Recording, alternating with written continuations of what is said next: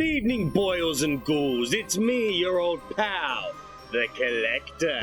And thanks for tuning in for another Friday night Fable Fright. In tonight's episode, we dive back into Tales from the Crypt, Volume 3, with stories adapted by Richard Wenk and was published in 1991 by Random House. Tonight's little ditty first appeared in the original comic book issue number 25, back in 1951. And now, let's get straight into it as I present to you the trophy.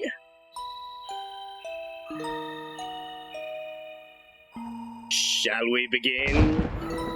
What did I see in the eyes of the man who had just entered the dimly lit room? Horror? Pity? Disgust? Or was it amusement at the very sight of what had become of me? What are you looking at, huh? You think it's funny? Is that it? The man mumbled something I couldn't hear. The ceaseless gurgling of the machinery and the utter drone of air being pumped through bellows drowned out all but the loudest of noises. I let out a laugh that cut through the noise and sent the man reeling backward. The look on his face left nothing to the imagination. It was horror, pure and simple. "Take a seat," I said, once the man had calmed down. "Got a cigarette?" "Never mind. I've got a little story to tell you. My name is Clyde Franklin. Perhaps you've heard of me. Anyway, I was about to leave for one of my extravagant, and always successful, hunting expeditions. There was an early chill in the air that fall. The urge to add another trophy to my wall had overtaken me. I decided an excursion into the wilderness of North America was in order. "Take care of things around here, Jeeves," I told my trusty servant. Oh, how original. As I climbed into the fully loaded station wagon. "I'll bring a moose head back just for you, old boy." Jeeves bid me good luck, and I was off. The Alaska Highway would lead me to one of the most glorious places on Earth. The air was crystal clear, the lakes and streams glittered in the sunlight, and across the land roamed enough game to keep a crusty old hunter like me happy.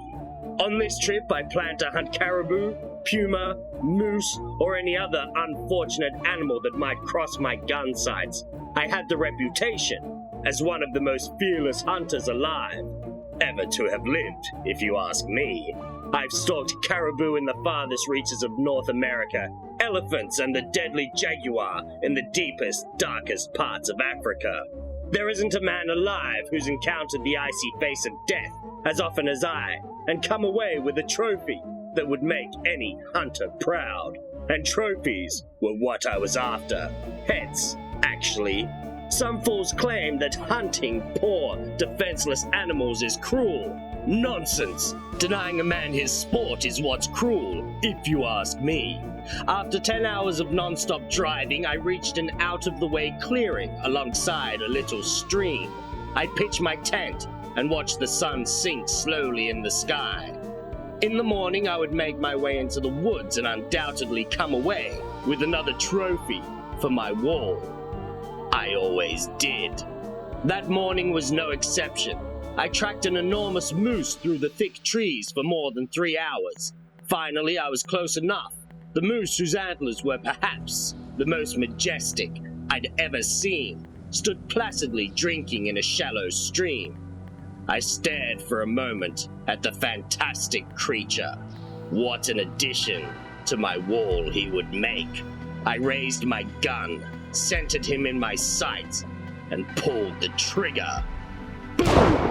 In one sudden motion, the great moose fell to his knees. He raised his head and boldly stared at me, a certain sadness in those big brown eyes. Oh. Then the stubborn moose snorted and rose from his knees. A feisty one, I thought, and chuckled. I always enjoyed a good fight. His bellow echoed through the crisp, thin air, and before I knew it, he was galloping straight for me. I stood my ground. The gigantic animal, wild with deadly thoughts of survival and vengeance, pounded his hoofs into the dirt with every ounce of his remaining strength. Again, I raised my gun, placing him squarely in the crosshairs. The furious animal grew closer. Getting run over by a stampeding moose would be like getting hit by a truck. He would most certainly crush me. Still, I waited until I had that vital spot in my sights, then pulled the trigger. Crack!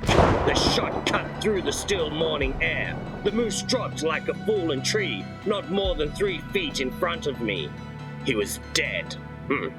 Luckily for me, he hadn't broken his antlers when he toppled. Yes, indeed. He was going to make a fine addition to my trophy room. The next day I broke camp and headed deeper into the wilderness. After 100 more miles on a narrow pass through the snow-covered mountains, I decided to stop for gas. "Fill her up," I said to the attendant. "That's a mighty impressive moose head you have there, mister," he drawled after spying my magnificent trophy in the back of the station wagon. "Where's the carcass? An animal that size could feed a family up here all winter." "I never planned on eating it," I said with disgust. "Ah, shucks," he whined. "People round here hunt so they can eat. That's a lot of food gone to waste." "I don't hunt for food," I snarled. "I hunt for sport." I pulled out of the gas station with a squeal of my tires and headed up the lonely, twisting mountain road. I drove steadily for several hours. Then, just as night fell, it happened. My headlights illuminated a board studded with huge spikes. To my dismay, I saw that the board stretched clear across the road. I hit the brakes as hard as I could. The tires let out an ear-splitting screech, and the billows of white smoke shot out from beneath the car. It was too late. The front tires exploded with a deafening boom, and suddenly, the car spun out of control. It swerved with a mind of its own, right towards the edge of the cliff. "No!" I screamed. The wildly spinning car burst through the weathered guardrails and tumbled over the side of the mountain.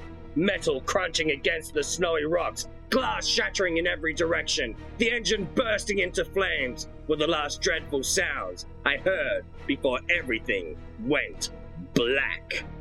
When I finally came to, sprawled on a flimsy cot in a rustic old cabin, I couldn't decide which part of my body hurt more.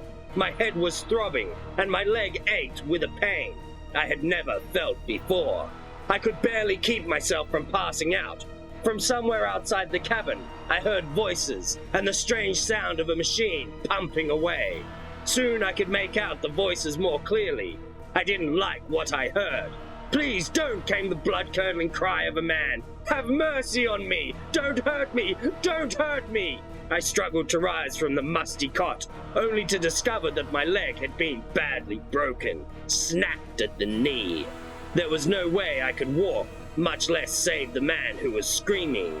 I lay back on the cot, barely conscious, writhing in pain. Soon the screaming faded to a horrible gurgling moan. Then the cabin door opened, and someone stood in the doorway watching me. Behind him, I saw an old shack in a clearing. It sounded as though the noise from the machine was coming from the shack. "Ah, you've come around," the old man said quietly. He stepped into the cabin and approached, wringing his gnarled and scarred hands. He stared at me from the foot of the cot through bloodshot eyes. "How do you feel?" he asked. "I was afraid you might have a concussion." "What do you think?" I snapped. "Look at this leg. I'm in pain. I need a doctor now." He looked at me gleefully. "Oh, I'm not interested in your leg," he said. I was amazed, then angry. "What kind of a man are you?" I demanded.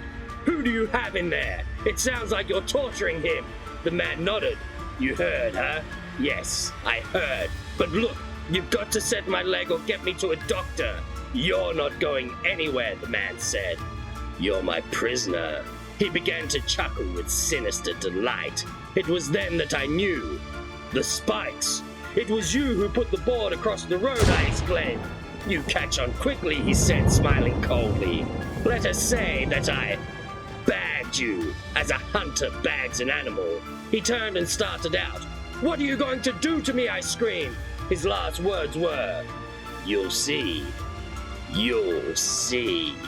I sat alone in the room for more than an hour. The constant drone of the machinery from the shack across the clearing and the constant moaning of whoever was being tortured in there began to torture me.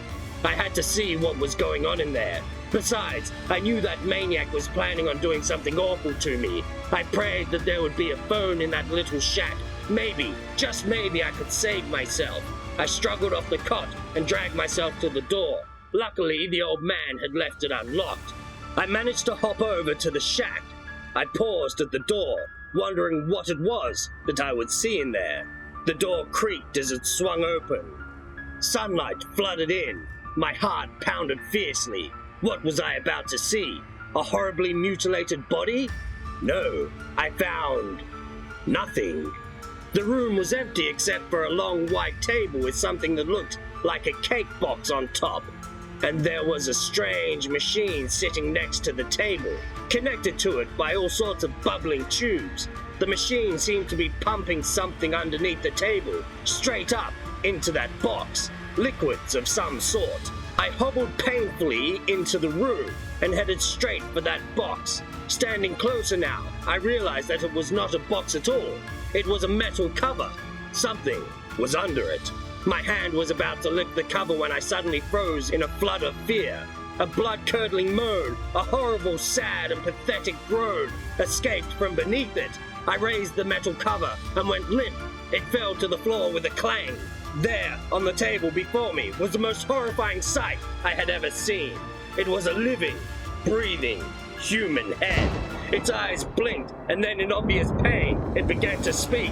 "Get out of here," it moaned. "Run, you fool! He's mad! He'll get you too! Run while you can!" I stood paralyzed, rooted in place by fear. It was as though I were numb from the head to toe. "Ah, I see you discovered my trophy room," the old man stood, blocking the doorway. Then he shut the door behind him and locked it. "Your what?" I said, stunned. The man smiled. He looked even more hideous than before. "My trophy room. This is where I keep the heads of all of my game," he said. He turned and took a can off the shelf behind him. "You're crazy! You can't hunt human beings!" "Why not?" he growled. "I hunt for the sport of it." "Sport!" I cried. It's murder!" "Call it what you will," the insane old man roared as he reached for a sponge. "One man's sport is another man's murder." He drenched the sponge with the liquid from the can and came at me. I turned to run, but my broken leg sent me sprawling. In an instant, he was over me, shoving the dripping sponge toward my face. Sickened by the odor of chloroform, I struggled to get away, but the drug soon took effect. My mind began to drift. My body suddenly felt like it was floating away into the darkness. I saw the old man's ugly face staring down at me. The last thing I heard him say was, "After all, they're only human beings." Pretty story, hey? Now I, Clyde Franklin, one of the greatest hunters ever to have lived, am one of his prized trophies, doomed to a life of looking out over this tabletop, listening to the horrible throbbing noise of the machine that keeps my head alive, looking forward to the days when he comes in with another catch. Now, my friend, how about that cigarette? Well, there you go, kiddies. Now let me just say, your old pal Collector does not endorse smoking. And I'll be honest, I almost didn't choose this story for tonight's Fright. The whole hunting animals for sport doesn't go down well with me. But old Clyde got what was coming to him. This story also goes to show you that these tales from the Crypt novelizations aren't scared of touching on subjects that might not go down so well in this day and age. Thanks for watching tonight's Fable Fright, my dear Fright followers.